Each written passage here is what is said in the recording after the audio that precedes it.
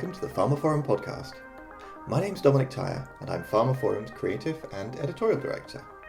For episode 25 I spoke with Tiffany Robinson-Smith, who's global medical affairs lead for biologics at GSK, about eosinophils, why they're a focus for her company's research programs and where they fit into GSK's current product portfolio.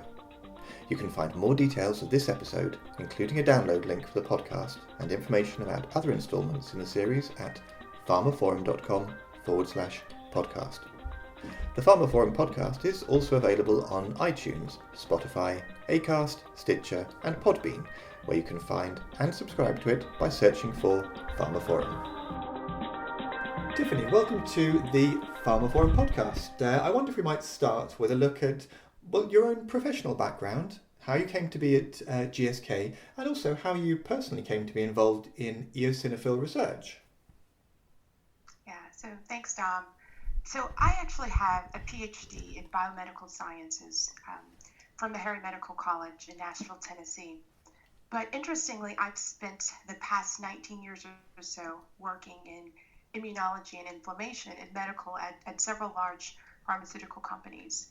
And for me, what I've enjoyed about medical is being able to partner with the external community to be able to translate the science and research in a very digestible way.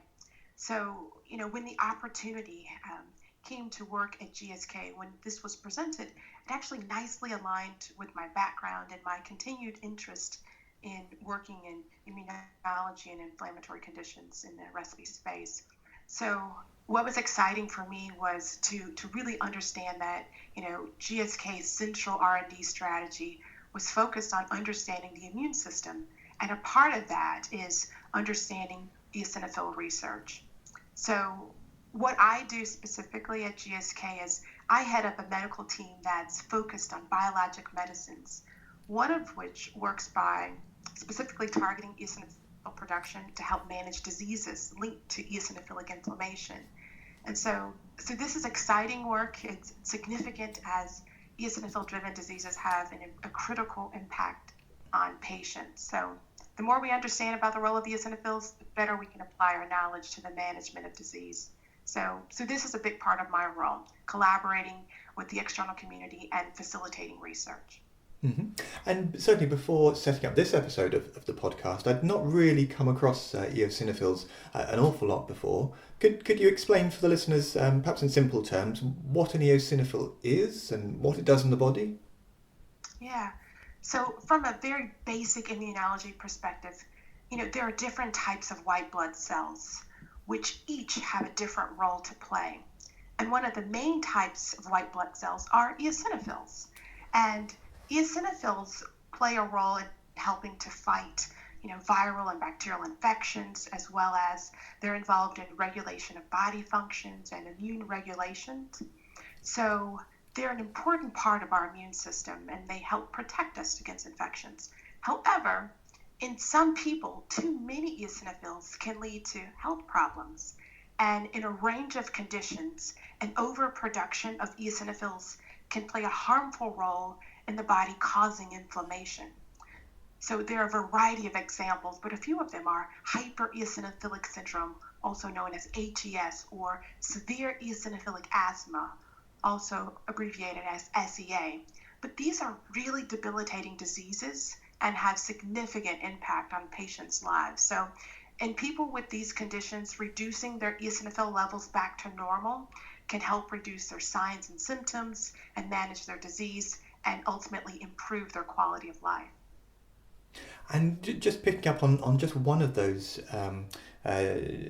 diseases that you mentioned, HES, that's as I understand it, quite a rare group of inflammatory disorders. Are eosinophils only associated with the rare disease sort of end of the spectrum of disorders, or can it potentially be more broader than that?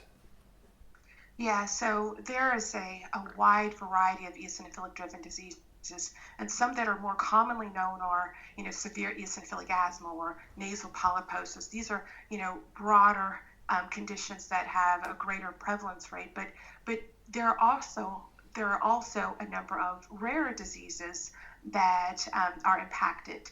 such as HES or EGPA. So really eosinophilic-driven disorders really span the gamut from rare disease to some of the more broadly more well-known diseases. And when you look at this broad range of diseases and conditions that can be affected by eosinophils, what would you say? How much do we know about eosinophils at the moment, and what are there gaps in our understanding still? Yeah, there are definitely gaps in our understanding. We've learned a lot in terms of, they play a significant role in helping to fight infections, and they're heavily involved in regulating our body function. But despite the much progress that we've made in the recent years, our full understanding of the role of eosinophils is still evolving. And that's why at GSK we're committed to further research and investment in this area. As a great example, last year we brought together some world-renowned experts on eosinophil science. We brought them together in a 2-day summit to really, come together to discuss some of the latest research and really to debate and to challenge each other to identify where those gaps are.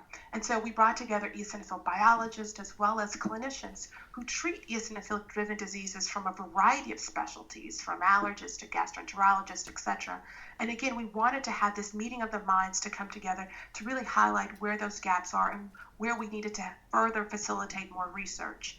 And from that summit, some novel research areas were identified and are being progressed, from general eosinophil biology to understanding more about the heterogeneous role in eosinophils.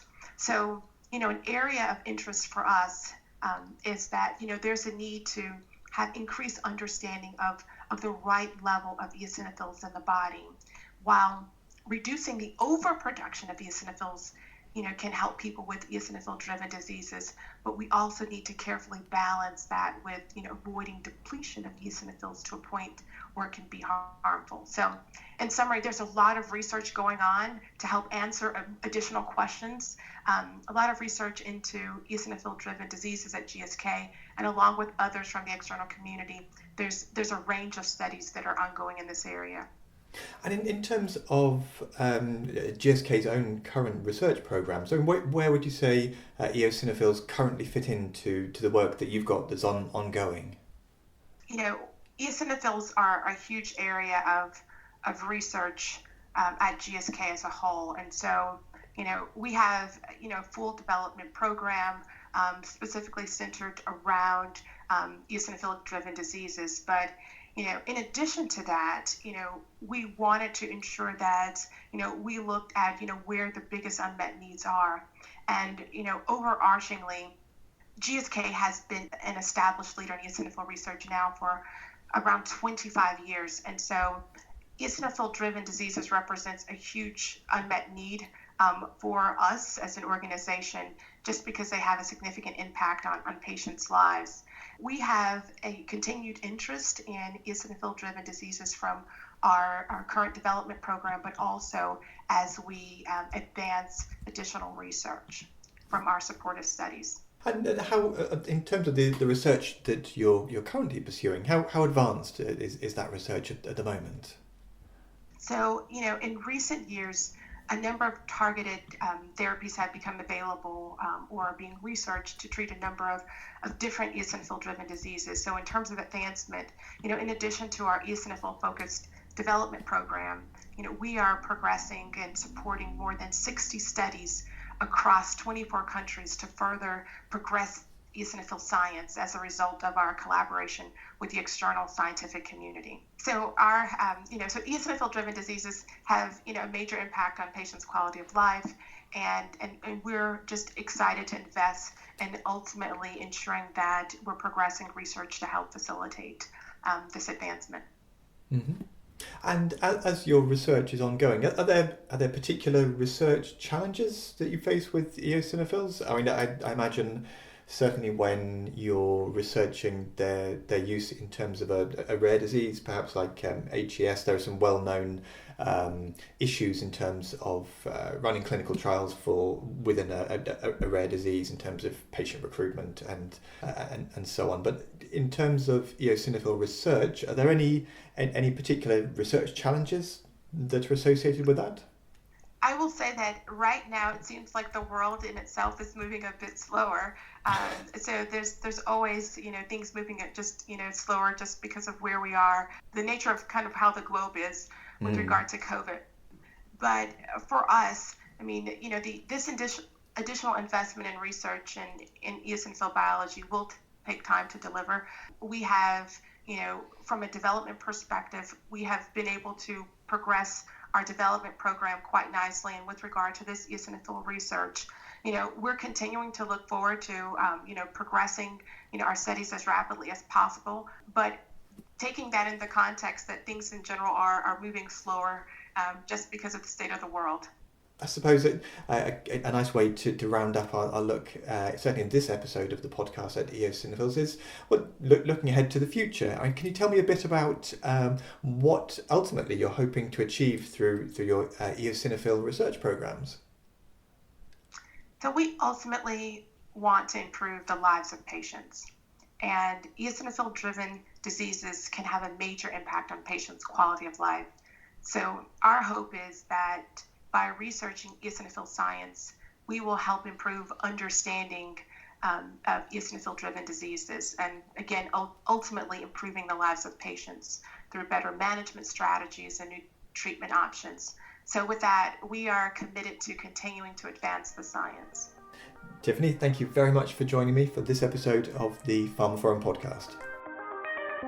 And that brings us to the end of episode 25 of the pharmaphorum podcast and my discussion with GSK's Tiffany Robinson-Smith about eosinophil research. You can find more details of this episode, including a download link for the podcast and information about other installments in the series at pharmaphorum.com/podcast. The pharmaphorum podcast is also available on iTunes, Spotify, Acast, Stitcher and Podbean, where you can find and subscribe to it by searching for pharmaphorum.